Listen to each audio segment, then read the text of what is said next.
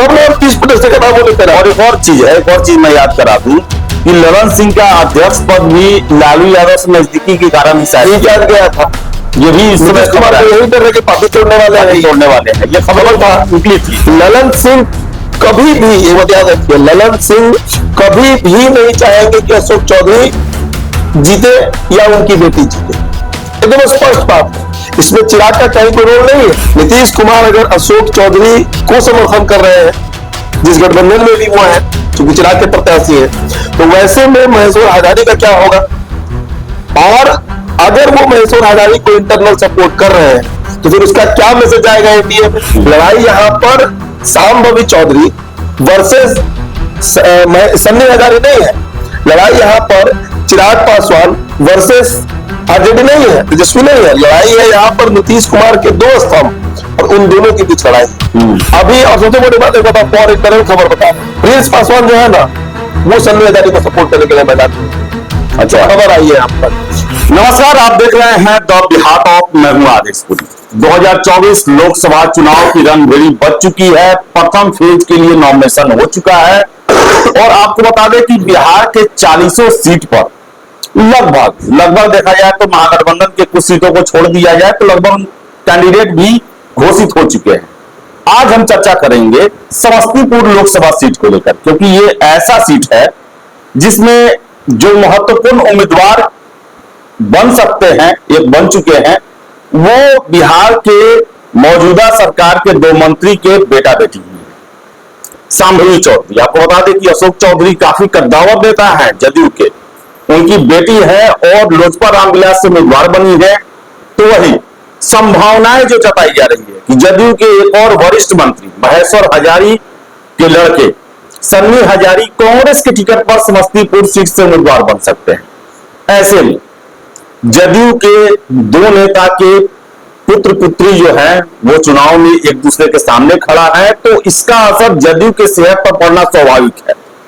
क्या ये सीट जो है जदयू में फाड़ के बीज जो कहा जाता है वो बो दिए कि क्या ये सीट जो है जदयू को 2 फाड़ कर देगी, जदयू का समूल नष्ट कर देगी? नीतीश कुमार किसके रहेंगे? नीतीश कुमार को लेकर भी नेताओं के बीच में विवाद हो सकता है। जदयू के जो नेता हैं वो भी 2 फाड़ में बढ़ सकते हैं। इसी पर हम चर्चा करेंगे। हमारे साथ हमारे सहयोगी है उदित तारियन। बिल्कुल उदित, समस्तीपुर सीट, तो लड़ाई तो समस्तीपुर में हो रहा है, लड़ रहा है लोजपा रामविलास चिराग की पार्टी और एक लड़ रहा है कांग्रेस राहुल गांधी की पार्टी, लेकिन इसका असर सीधे जदयू हो पड़ेगा। कैसे देख रहे हैं? देखिए, लड़ाई यहाँ पर एनडीए वर्सेस महागठबंधन है जो दिख रहा है, लेकिन लड़ाई वहां पर जेडीयू के 2 जो स्तंभ रहे हैं पार्टी के, अशोक चौधरी को छोटे नेता नहीं है, मतलब कांग्रेस के प्रदेश अध्यक्ष थे और उसके बाद जदयू में गए, नीतीश कुमार हाथ पकड़ के ले गए थे, पिता इनके बड़े नेता रहे बिहार के। और एक तरफ है महेश्वर हजारी को भी आप कम आंक नहीं सकते हैं, मंत्री विधानसभा के बहुत बार रहे हैं, कई बार एमएलए सब रहे हैं, ये खुद विधानसभा के उपसभापति रहे हैं। तो हर दृष्टिकोण से आप देखिए तो यहाँ पे लड़ाई है किसमें? समस्तीपुर में लड़ाई यहाँ पर सांभवी चौधरी वर्सेस सन्नी हजारी नहीं है, लड़ाई यहाँ पर चिराग पासवान वर्सेस आरजेडी नहीं है, तेजस्वी नहीं है, लड़ाई है यहाँ पर नीतीश कुमार के 2 स्तंभ और उन दोनों के बीच लड़ाई है। और ये लड़ाई अपने परिणति तक पहुंचते तक आप देखिएगा, मैं शर्त लगा सकता हूं जदयू में 2 फाड़ करके ही रहे। आप बताइए कि क्या संजय झा और विजय चौधरी किसके साथ रहे? क्या लगता है नीतीश कुमार किसके साथ रहे? उसे वही व्यवहार है। तो सबसे बड़ा सवाल यह है कि नीतीश कुमार किसके साथ जाएंगे? नीतीश कुमार अगर अशोक चौधरी को समर्थन कर रहे हैं, जिस गठबंधन में भी वो है, क्योंकि चिराग के प्रत्याशी है, तो वैसे में महेश्वर हजारी का क्या होगा? और अगर वो महेश्वर हजारी को इंटरनल सपोर्ट कर रहे हैं तो फिर उसका क्या मैसेज आएगा एनडीए में? बीजेपी से बगावत हो जाएगा अशोक चौधरी के पास। चिराग तो फिर प्यारे बेटे रहते हैं बोलने के लिए, तो फिर वो बोलने लगेंगे। अशोक चौधरी के साथ उनका क्या होगा? ऐसा भी तो हो सकता है नीतीश जाए ही ना, ऐसे नहीं जाएंगे, जाना पड़ेगा, धर्म है, गठबंधन धर्म है, निभाना पड़ेगा। और सबसे बड़ा सवाल आदेश जी, छोड़िए नीतीश कुमार को, छोड़िए विजय चौधरी को, संजय झा को भी साइड कर देते हैं, ललन सिंह को भी हम साइड करते हैं, हमको आप ये बताइए कि समस्तीपुर का जो जदयू का संगठन है, होगा ना संगठन, हर जिला में होता है, हर लोकसभा में होता है, और अगर नेता रहे वहां पर, आप बताइए कि वहां पर जदयू का जो वोटर है, संगठन है, कार्यकर्ता है, और जदयू का कैडर वोटर है, वो किसको वोट देगा? एक और चीज है, महेश्वर हजारी, उनके पिताजी, महेश्वर हजारी के भाई भतीजे, सभी लोग राजनीति में, उनका भी एक अपना कैडर वोटर होगा। भले ही महेश्वर हजारी जी कह दिए कि मेरे स्टैंड नीतीश कुमार के साथ है, लेकिन उनके जो कैडर जो है, जो उनके समर्थक हैं, उनकी निष्ठा किसके साथ होगी? आप खुद इसको तय करिए कि अभी, और सबसे बड़ी बात एक बताओ, और इंटरनल खबर बता रहे हैं, प्रिंस पासवान जो है ना, वो सन्नी हजारी को सपोर्ट करने के लिए मैदान में उतरे। अच्छा, खबर आई है हम तक, चिराग पासवान से बदला लेने के लिए, हालांकि उसको बहुत फर्क नहीं पड़ रहा है, लेकिन एक मैसेज जाएगा। फर्क क्यों नहीं पड़ेगा? उनके पिताजी भी एमपी रहे हैं, ये भी सांसद रहे हैं, खुद प्रिंस रहे हैं वहां पर। तो अब देखिए स्थिति क्या होने वाला है। आप सबसे पहले बताइए कि अशोक चौधरी का जदयू में सबसे बड़ा दुश्मन कौन रहा? ललन सिंह रहे हैं ना। बरबीघा विधायक सुदर्शन कुमार वाला प्रकरण जो जदयू के कर्पूरी सभागार में हुआ था, अशोक चौधरी ये भी बोले थे कि आप कौन होते हैं मुझे आदेश दें। वही प्रकरण का जिक्र कर रहा हूँ। उसी दिन क्लियर हो गया कि अशोक चौधरी का कितना बनता है ललन सिंह से। उसके बाद आप याद कीजिए, भीम संसद किया गया पटना के मिडिल स्कूल में, बड़ा भीड़ जुटा था उस कार्यक्रम को, लोग लगातार कवर भी कर रहे थे, हमने खबर भी चलाया था कि भाई उसे राष्ट्रीय अध्यक्ष हुआ करते थे ललन सिंह। सारे पोस्टर से वो गायब किया गया। जो मिनिमम प्रोटोकॉल पार्टी का होता है आदेश जी, कि आपको किसी भी प्रकरण में पार्टी का अगर कार्यक्रम है, ये सरकार का कार्यक्रम नहीं था, वो पार्टी का कार्यक्रम था, नीतीश जी दिख रहे थे, अशोक चौधरी दिख रहे थे, ललन सिंह गायब थे, तो पार्टी के अंदर तो बड़ा खुल के एक प्रश्न पूछता है कि क्या महेश्वर हजारी को के बेटे को उम्मीदवार बनाने के लिए खेल ललन सिंह किए हैं? क्या हो सकता है? हम उसी पर आ रहे थे, आपने पूछ लिया वो सवाल। देखिए, ललन सिंह कभी भी, ये बात याद रखिए, ललन सिंह कभी भी नहीं चाहेंगे कि अशोक चौधरी जीते या उनकी बेटी जीते, एकदम स्पष्ट बात है। इसमें चिराग का कहीं कोई रोल नहीं है। आप बताइए कि क्या बिहार नहीं करता है क्या कि ललन सिंह और लालू जी में क्या संबंध था? क्यों अशोक महतो को उतारा गया मुंगेर से? अशोक महतो का जिस दिन नाम फाइनल हुआ, हमने उसी दिन वीडियो किया। हमने कहा कि ये तो ऐसा डमी कैंडिडेट मुंगेर में दिया गया है कि लड़ाई नहीं बचा वहां पर। तो हमने 30 से का नाम बोले। और एक और चीज है, एक और चीज मैं याद करा दूं कि ललन सिंह का अध्यक्ष पद भी लालू यादव से नजदीकी के कारण ही किया गया था। ये भी इस समय यही डर है कि पार्टी तोड़ने वाले हैं, ये खबर था निकली थी। और उस समय सबसे करीबी कौन बना था नीतीश कुमार का? यही अशोक चौधरी, यही अशोक चौधरी बने थे, याद कीजिए प्रकार। तो अब बताइए आप कि क्या इस बात की चर्चा जरूरी नहीं हो जाती है? क्या ये चर्चा हमारा सार्थक नहीं है कि वहां से महेश्वर हजारी का लॉबिंग ललन सिंह कर रहे होंगे? एकदम कर सकते हैं। राजनीति है, राजनीति पटखनी देने के लिए, लेकिन निजी आरोप होने लगा कि ललन सिंह और अशोक चौधरी में निजी फाइट। लेकिन राजनीतिक उठापटक तो है ना, और उसको नीतीश कितना बैलेंस करेंगे? नीतीश आज तक उसको बैलेंस ही कर रहे हैं। नीतीश कुमार का ना ललन सिंह को छोड़ सकते हैं, कभी नहीं छोड़ सकते हैं। अगर छोड़ना होता तो मुंगेर का टिकट नहीं मिलता। मुंगेर का टिकट मिलना, ललन सिंह को भेजना यहाँ से दिल्ली सीट बार्गेनिंग को लेकर, अब याद होगा तो सीट के बंटवारा को लेकर पेश बचा था, तो नीतीश बाबू ने सबसे अधिक विरोध ललन सिंह पर किया था। दूसरी तरफ अशोक चौधरी है, जिनसे उनका घरेलू संबंध है, मतलब घर परिवार वाला संबंध, खाना पीना उठना बैठने वाला संबंध, उनको भी नीतीश नहीं छोड़ सकते हैं। तो सबसे बड़े दुविधा में तो अभी नीतीश कुमार पड़े हो। लेकिन एक और चीज है, एक और चीज ये है कि जदयू का एक बड़ा नेताओं का एक लॉबी है, वो किसके साथ जाएगा? आप हमको बताइए राधे जी कि विजय चौधरी अभी क्या करेंगे? विजय चौधरी को अगर करना देखा जाए तो उनका भी नहीं, उनका पीछे समस्तीपुर, सराय रंजन समस्तीपुर बहुत बड़ा ही अच्छा संबंध है, दोनों मिलकर वहां विकास कार्य करवाए हुए हैं, और वहां के अच्छे नेता भी है। इसको भी झुटला नहीं सकते हैं कि विजय चौधरी का पकड़ समस्तीपुर में है। आप बताइए कि वो किसके साथ जाएंगे? किसके साथ जाएंगे? किसके साथ जाएंगे? दरभंगा के रहने वाले हैं, बगल का इलाका है, किसके साथ जाएंगे? कहा जाएगा जदयू का वोटर? देखिए, नीतीश कुमार के साथ साथ जदयू का तिलांजलि दे दिया जाएगा। नीतीश कुमार जब तक पॉलिटिकली एक्टिव है, भगवान करे वो दीर्घायु हो, स्वस्थ रहे, अच्छा काम करे सीएम, लेकिन कितना दिन? हर चीज का एक आयु निर्धारित है। पीएम मोदी हो, लालू हो, कोई हो, सबका एक उम्र निर्धारित है। तो पोस्ट नीतीश जो जेडीयू होगा उसका क्या होगा? अभी से जब ये स्थिति है कि एक ही पार्टी के दो लीडर अपने अपने बेटों को लड़ा रहे हैं, और लड़ाई वहां पर बेटा बेटी का है। एक बात याद रखिएगा, इंसान खुद की हार मंजूर कर सकता है, बेटा सरल लड़ाई तो बेटा ही के लिए ना है जी। अभी अखिलेश प्रसाद सिंह जो है किसके लिए लॉबिंग कर रहे हैं? आकाश सिंह के, कि मोतिहारी मिल जाए, महाराज लालू यादव खुद कर रहा है। लालू किसके लिए लॉबिंग कर रहे हैं? लालू किसके लिए लॉबिंग कर रहे हैं बताइए ना।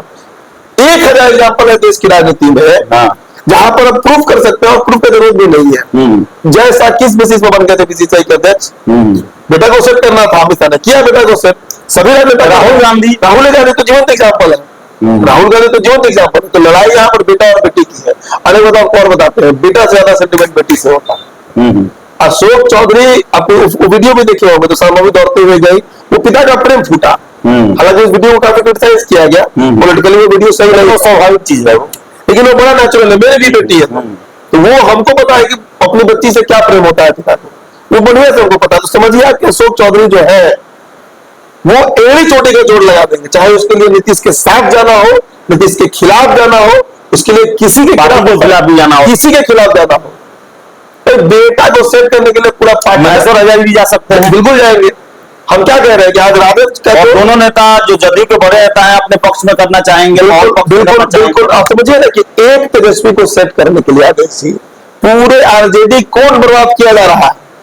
टिकट वितरण का कोई सर पैर है क्या? पूर्णिया में क्यों नहीं पप्पू यादव को दिया जाए कि तेजस्वी से बड़ा नेता यादव को मत बनना? कन्हैया की एंट्री पर क्यों लालू भड़कते हैं कि आएगा बोलता ज्यादा है, तेजस्वी से बड़ा नेता बन जाएगा?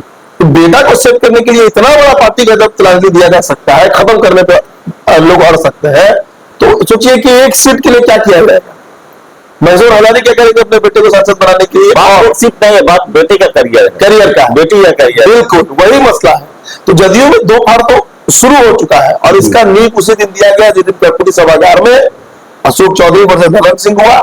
उसके बाद से कभी जदयू में एकता नहीं रहा। उसके पहले जो एकता होता था कि सभी लोग साथ में खड़े होते थे, संजय झा हो, विजय चौधरी हो, बीच में नीतीश होते थे, अशोक चौधरी होते थे, महेश्वर हजारी होते थे, वो चीज अब गायब हो। चलिए चलते चलते एक और प्रश्न नीतीश बाबू पर।